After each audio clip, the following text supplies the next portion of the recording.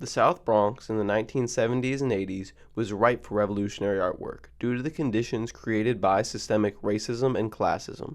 One of the pieces that arose was the 1982 rap song The Message, written by Melvin Glover and Ed Fletcher. It carried on the legacy of the communication of black struggle through music with vivid stories of life in disenfranchised communities. The Message transformed hip-hop into a powerful outlet for black artists to communicate the injustice and inequality they face in America. Like a jungle sometimes, it makes me wonder how I keep on going under. The Message revolutionized hip-hop, but it wasn't the beginning of a long, rich history of the communication of black struggle through rhyme and rhythm. The artistic protest of African Americans has evolved and manifested in as many ways as their oppression. Pressure might bust pipes, but it also makes diamonds. And with the rapid technological and cultural progress that came during post-segregation in the Reagan era, a new diamond was in the making, a new form of communication, louder and more innovative than all that preceded it. The tradition of rapping traces back to West African storytellers called griots. They spoke in rhyme and rhythm, often over simple percussion, about their heritage, history, the flaws in their societies, and the everyday struggles of people in their community. Remnants of griot storytelling traveled to America on slave ships and took the form of Negro spirituals, the songs sung by slaves in the United States. And this tradition was passed down through generations of African Americans until it became what we know today as rap. More modern forms of rapping began to appear in the 1960s and 70s. He the coat of swings. It's just about ready to do that thing. Revolution will not fight germs that may cause bad breath. The revolution will put you in the driver's seat. I'm gonna float like a butterfly and sting like a bee. George can't hit what his hands can't see. By the end of the 70s, a new music genre began to emerge from a neighborhood ready for a revolution. The rough underbelly of the cultural capital of the world, the South Bronx. One of the poorest neighborhoods in America became that way for three primary reasons. First, the nationwide phenomenon called white flight. Integration led many upper and middle class white families to flee to whiter neighborhoods. Second, gentrification. In 1963, construction began on the Cross Bronx Expressway. It was meant to be an urban revitalization project, but resulted in the displacement of 60,000 mostly minority residents and the destruction of several integral black and Latino-owned businesses. Lastly, the Bronx burned. City budget cuts resulted in the removal of firehouses almost exclusively in lower-class black and Latino neighborhoods like the South Bronx. In addition, rent control policies incentivized arson for insurance fraud. In the 1970s, some areas of the Bronx lost up to 97% of their infrastructure. Neglect and calculated destruction made the neighborhood an astounding microcosm for how systemic racism ravaged poor black communities, but it also made it the perfect mecca for the cultural movement of a century, hip-hop. One of its earliest innovators was DJ Grandmaster Flash. In 1976, Flash joined forces with Scorpio, Kid Creole, Raheem, Melly Mel, and Keith Cowboy, who were collectively known as the Furious Five. One MC stood out from the other four. 15-year-old Melly Mel was indisputably the most lyrically and technically gifted rapper of the bunch. Born in 1961 to a lower-class family in the South Bronx, he came of age just as hip-hop was emerging. He was immersed in the culture. However, life in the South Bronx always came with caveats. Predictably, Glover became entangled with the crime he grew up surrounded by. In his teens, he spent 5 nights in the notorious Rikers Island prison after lying to police about his age to avoid a beating from his alcoholic father. Being in prison and seeing what prison life is so pathetic. It was so pathetic to me. I knew that I was too smart to be that stupid. Seeing how pathetic prison was inspired him to do something with his life. He began rapping with his older brother Nathaniel, and soon after they joined Grandmaster Flash and became Kid Creole and Melly Mel. Flash and the Furious Five achieved global recognition and acclaim, but the accomplishment that would define their music careers and transform hip-hop into a powerful engine for social change was yet to come. An anthem that communicated the traps and struggles that came with an upbringing in the ghetto and embodied what it meant to be from the South Bronx. The Message was initially label executive Sylvia Robinson's idea, but the creation of this monumental record started in the New Jersey basement belonging to the mother of staff writer Ed Fletcher, aka Duke Booty. Fletcher drew the inspiration for his lyrics from his surroundings, which he described in an interview with The Guardian. The neighborhood I was living in, the things I saw, it was like a jungle sometimes. For the final verse, Raheem suggested using Melvin Glover's rhyme from their 1979 song, Super Rappin'. When I first heard the rhyme, I thought it was pretty powerful. A child is born with no state of mind, blind to the ways of mankind. They went gold in 11 days and had the most successful first week of any rap song to that date.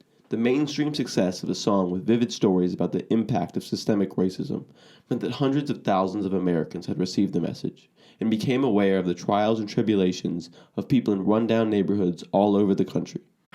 Broken glass everywhere. People pissing on the stage, you know they just don't care. I can't take the smell, can't take the noise. Got no money to move out, I guess I got no choice. So don't push me, cause I'm close to the edge.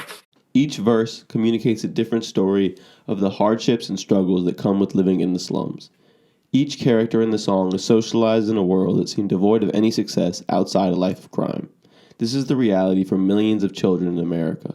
They live unique lives, but almost unilaterally, they're pushed close to the edge. When they cry out for help, the majority of society turns the other cheek. But Melvin Glover was close to the edge, and now America knew. He vividly communicated the story of millions. The message was out. The message gave life to a subgenre that has communicated a wider variety of struggles, pushed more boundaries, and challenged more authority than even the creators of the song had anticipated. Duke Booty and Millie Mel made a splash. The artists they inspired would create tidal waves. Tidal waves that substantiate the modern civil rights movement in the fight against the abhorrent injustices of the war on drugs and police brutality. Fletcher and Glover continued their musical activism with their 1985 song, White Lines. Kid gets arrested, gonna do some time. He got out 3 years from now just to commit more crime. A businessman is caught with 24 kilos. He's out on bail and out of jail, and that's the way it goes. A year later, Ed Fletcher played a key role in organizing a group of dozens of superstar musicians, including Glover, to create Artists United Against Apartheid, which raised over $1 million for anti-apartheid organizations. The next groundbreaking rap song came in 1989. I wanted this song to be an anthem that they could express what young black America was feeling at this time. Chuck D and Public Enemy delivered with Fight the Power.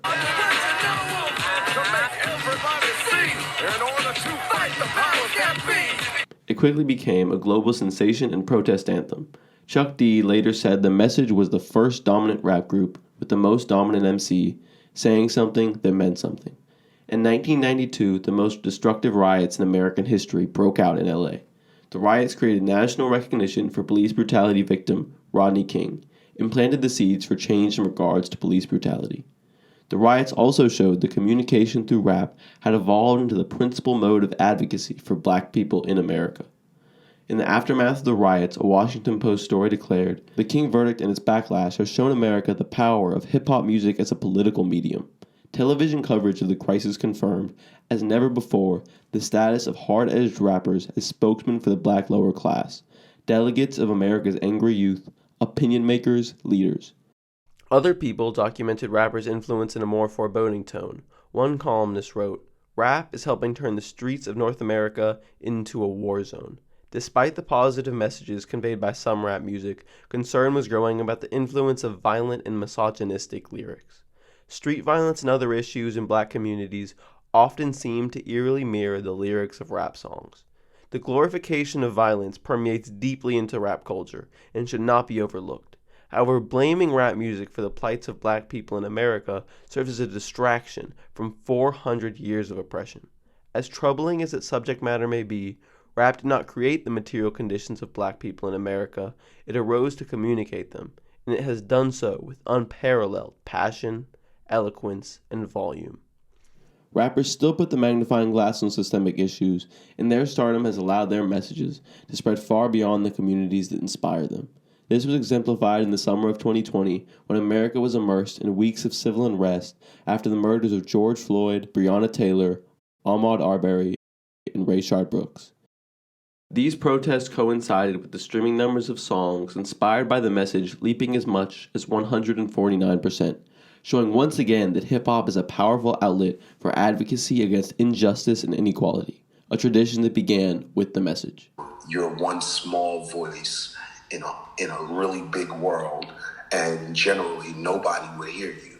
but now you have this platform to exercise your voice, to say something important. It's like a jungle sometimes, it makes me wonder how I keep from going under. It's like a jungle sometimes, it makes me wonder how I keep from going under.